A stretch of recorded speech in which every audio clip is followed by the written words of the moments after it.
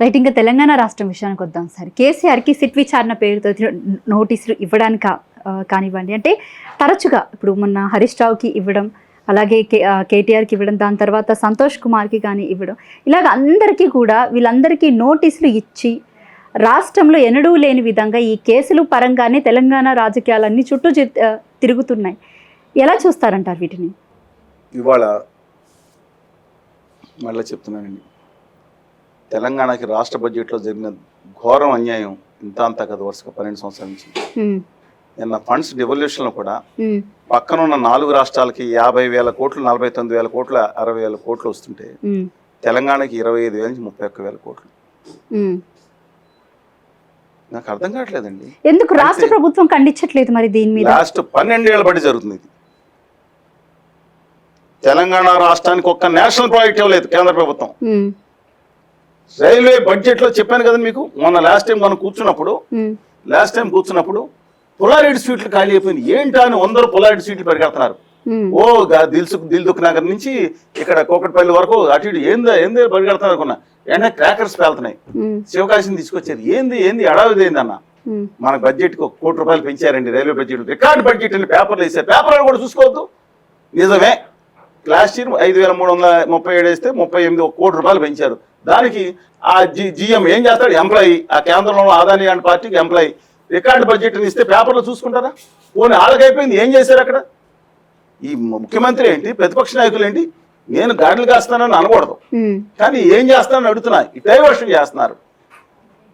ఇది నేను చెప్తున్నాను, ఎంత అన్యాయం జరుగుతుంది. వాళ్ళ ఉత్తరాది ఒక గుజరాత్ రాష్ట్రానికి 8,700 కోట్లు పెంచారు. 61,000 కోట్లు ఆ 2 రాష్ట్రాలకు ఇచ్చి తెలంగాణకి 5,300 కోట్లు ఇస్తే నిలదీయలేని చేతకాని సమాజాన్ని ఏమనాలి మనం? ఈ నాయకులు ఏమనాలి?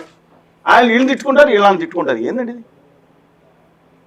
ఇవాళ రేవంత్ రెడ్డి గారిని వాళ్ళకు ఒక అమ్మాయి,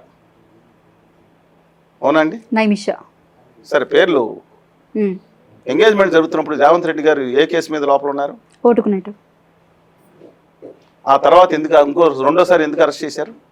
ఇంటికి వెళ్ళి వాళ్ళ భార్య బిడ్డలతో బెడ్రూమ్లో ఉండగా తలుపు బద్దలు కొట్టి ఎందుకు అరెస్ట్ చేశారు? డ్రోన్ అంట.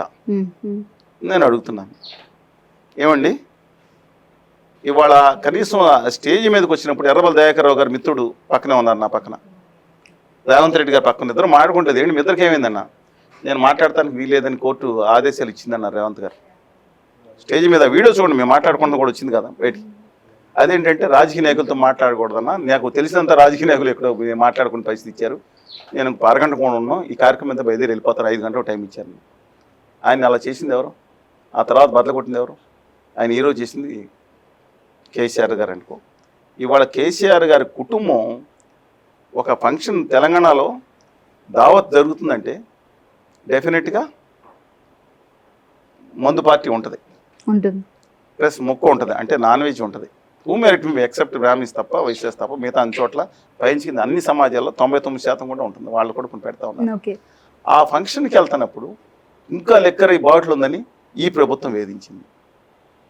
ఇవాళ కేసీఆర్ గారు ఎవరు అనుకున్నా, ఎవరు కాదనుకున్నా, తెలంగాణ ఆయన కాకుండా ఇంకొక వ్యక్తి కనుకుంటే ఎట్టి పరిస్థితుల్లో తెలంగాణ వచ్చేది కాదు. No second thought in that. ఒక హింసావాదానికి వెళ్లకుండా ఆయన మాటలో పదజాలాన్ని తీవ్రంగా వ్యతిరేకిస్తున్నారు. తెలంగాణ తీసుకురావటంలో ముఖ్య కేసీఆర్ గారు లేకుండా ఉంటే మిగతా అందరి సహకారం, ప్రాణ త్యాగాలు అన్ని ఉన్నా దాన్ని ఛానలైజ్ చేసింది. ఎస్, దానికి ఉన్న అడ్వాంటేజ్ తీసుకునే అధికారంలో కూడా వచ్చిన వ్యక్తి కేసీఆర్ గారు. Though I differ with him in number of issues. నిజాన్ని నిర్భయంగా ఒప్పుకోవాలి మనం. Fact is fact, remain fact, దాంట్లో ఏముంటుందండి ఇవాళ. కానీ ఇవాళ జరుగుతున్న విధానం ఏదైతే ఉందో మొత్తం డైవర్షన్ పాలిటిక్స్ నడుస్తుంది. సరే, డైవర్షన్ లో భాగంగా కానివ్వండి, ఏదైనా కానివ్వండి, బట్ అయినప్పటికీ కూడా మాజీ ముఖ్యమంత్రికి నోటీసులు అనేది వాళ్ళ ఇంటి గేట్ బయట అతికించడాన్ని కానివ్వండి, లేకపోతే ఫోన్ ట్యాపింగ్ అనేది ఇల్లీగల్ ఫోన్ ట్యాపింగ్ అని చెప్పేసి అని ఇటు సిపి సజ్జనార్ కూడా ఈ రకంగా వ్యాఖ్యానించడాన్ని అసలు అంటే ఎలా చూడొచ్చు అంటారు? ఫోన్ ట్యాపింగ్ నాకున్న జోక్ వచ్చింది, జోక్ కాదు. మొన్న ఈవెన్ హరీష్ రావు గారు వెళ్తే మీ ఫోన్ కూడా ట్యాపింగ్ అని చెప్పారంట. How far it is true ఉంటున్నాం. మీరు సమ్మతిస్తున్నారా? వ్యక్తిగత విషయాలని భార్య భర్తలు మాట్లాడుకుని దాన్ని కనుక ట్యాప్ చేస్తే దాన్ని మీరు సమ్మతిస్తారా? ఎందుకు సమర్థిస్తాం? సింపుల్ క్వశ్చన్ అయిపోయింది కదండి. దుర్మార్గంగా ఒక దేశ వ్యతిరేక శక్తులు కానీ మిగతా వాళ్ళు కానీ ఇంటెలిజెన్స్ వేయటం అనేది తప్పు కాదు. ఎప్పుడో చిన్నప్పటి నుంచి అప్పుడు ఫోన్ ట్యాపింగ్ లేనప్పుడు కూడా వాళ్ళు ఏం చేస్తారు, గన్మెన్స్ వివరాలు ఇచ్చేవారు. అది వేరు. గన్మెన్సే ప్రాబ్లం. నాకు 2+2 గన్మెన్ ఉండేవారు, అదే 4 ఉండేవారు గన్మెన్స్. అది వేరే సంగతి.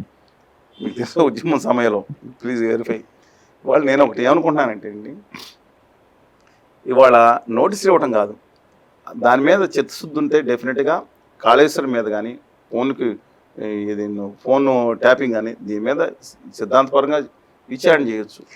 చెప్పండి సార్, అంటే మీరు సుదీర్ఘంగా రాజకీయాల్లో ఉన్నటువంటి వ్యక్తి, మీకు తెలిసే ఉంటుంది, మీరు ఎంతో మంది ముఖ్యమంత్రులను కూడా చూసే ఉంటుంటారు. ఫోన్ ట్యాపింగ్ అనేది లీగలా ఇల్లీగలా? ఫోన్ ట్యాపింగ్ అనేది మళ్ళీ ఇప్పుడు మీరు ఆర్నబ్ గోస్వామి గారు రూపులోకి వెళ్ళిపోయారు. మీరే ఆరోపణ చేస్తారు, మీరే విచారణ చేస్తారు, మీరే వాదన చేస్తారు, మీరే శిక్ష వేస్తారు, మీరే దాన్ని ఉరి కూడా వేసేస్తారు. ఊరేసిన తర్వాత సంతాప తీర్మానం మీరే పెడతారు, మళ్ళీ దాని మీద చర్చ వెరీ గుడ్ నుండి ఇవాళ చర్చ చేసామంటారు. జర్నలిస్టుల్లో కొంతమంది వేరండి. మీరంటే డజంట్ మీన్ యూ జర్నలిస్ట్. నేను అడుగుతా ఉన్నాను, ఏమంటే ఫోన్ ట్యాపింగ్ అనేది మామూలుగా అంత అవసరమైనంత మట్టుకు చేయవచ్చు. వ్యక్తుల విషయాల్లో, మిగతా విషయాల్లో, పర్సనల్ విషయాల్లో కనుక వెళ్ళినట్టుంటే అది ఇల్లీగల్, చాలా తప్పు. నైతికంగా ఇల్లీగల్ అనేది చట్టం 2 ఉన్నాయి. చట్టం ధర్మం 2 ఉన్నాయి. ఆధారాలు కూడా లేవు. ఆధారాలు ఉంటేనే తప్పు చేయమని చట్టం ధర్మం 2 ఉంటాయి. అంటే ధర్మమైనవన్నీ చట్టంలో ఉండవు, చట్టంలో ఉన్నవన్నీ ధర్మమైనవి కాకపోవచ్చు కొన్ని. కానీ ఈ 2 విధాల విషయంలో కూడా అనైతికమైంది. మిగతా విషయాలు, పర్సనల్ విషయాలు ట్యాప్ చేయటం లేదా అనైతికమైంది. అది చేశారు అని నిరూపణ అయితే మాత్రం ఖచ్చితంగా నేరం. అంటే ఫస్ట్ నుంచి కాంగ్రెస్ గవర్నమెంట్ వైఖరి చూస్తుంటే మాత్రం మనకి ఫస్ట్ నుంచి వీళ్ళు చేస్తున్నటువంటి ఆరోపణలే తప్ప ఇప్పటి వరకు ఏది కూడా నిరూపించబడినటువంటి సందర్భం అయితే కనిపించలేదు. కాంగ్రెస్ పార్టీ అనేది ఒక మహాసముద్రం. ఆ మహాసముద్రం ఒక సముద్రం కాదు, పిల్ల సముద్రం ఎన్ని కలుస్తాయో. దాన్ని నాకు అర్థం కావట్లేదు. ఎలాగ రేవంత్ గారు మేనేజ్ చేస్తున్నారో తెలియదు. మనం 2014 చూసుకున్నా, 19లో చూసుకున్నా, కాంగ్రెస్ పార్టీకి 5 కన్ఫర్మ్ చీఫ్ మినిస్టర్లు, 5 RAC chief minister, reservation against cancer chief మినిస్టర్లు, 5 వెయిటింగ్ లిస్ట్ చీఫ్ మినిస్టర్లు ఉండేవారు. ఇవాళ కూడా ఆ పార్టీ యొక్క డైరెక్షన్ రేవంత్ రెడ్డి గారు ఈ స్థాయికి అంటారు వెళ్ళటానికి ఆయనలో పుట్టుగొల్పిన ఆయన మీద చేసిన కక్షాదింపుల కారణం. ఇవాళ కూడా అదే విధంగా ఈ ప్రభుత్వం కనుక చేస్తే TRSకి 40 వచ్చింది, రేపొద్దునే కాంగ్రెస్ పార్టీ ఇంకా తక్కువ వచ్చే అవకాశం ఉంది. చట్ట ప్రకారం వ్యవహరించవచ్చు, లేదంటే మిగతా చేసుకోవచ్చు. కానీ కక్షాదింపులే ధ్యేయంగా పెట్టుకుంటే మాత్రం అబ్సల్యూట్ గా ప్రజలు మళ్ళీ అప్పుడు ఇచ్చిన తీర్పు తిరిగి రివర్సల్ ఇస్తారు. Hi friends, thank you for watching this video. ఈ వీడియో గనుక మీకు నచ్చినట్లయితే దయచేసి లైక్ చేయండి, షేర్ చేయండి. ముఖ్యంగా మా ఛానల్ 24/7 న్యూస్ టీవీని సబ్స్క్రైబ్ చేసుకోండి. ఆ తర్వాత మీ విలువైన అభిప్రాయాల్ని, మార్పులు, చేర్పులు, కావాల్సిన వీడియో ఏమన్నా ఉంటే మన వీడియో కింద కామెంట్ సెక్షన్ లో కామెంట్ రూపంలో తెలియజేయండి. నమస్కారం, సాయిదంచిక మాట్లాడుతున్నాను. ప్లీజ్ సబ్స్క్రైబ్, షేర్, లైక్ చేయండి 24/7 టీవీ ఛానల్. హాయ్ నమస్తే, నేను మీ Sonia Akula. Please subscribe to 24/7 news TV. Hi అండి, అందరికీ నమస్తే. నేను Mankota Prasad. Please do subscribe 24/7 news TV. Political, entertainment and infotainment updates కోసం like, share, subscribe 24/7 news TV.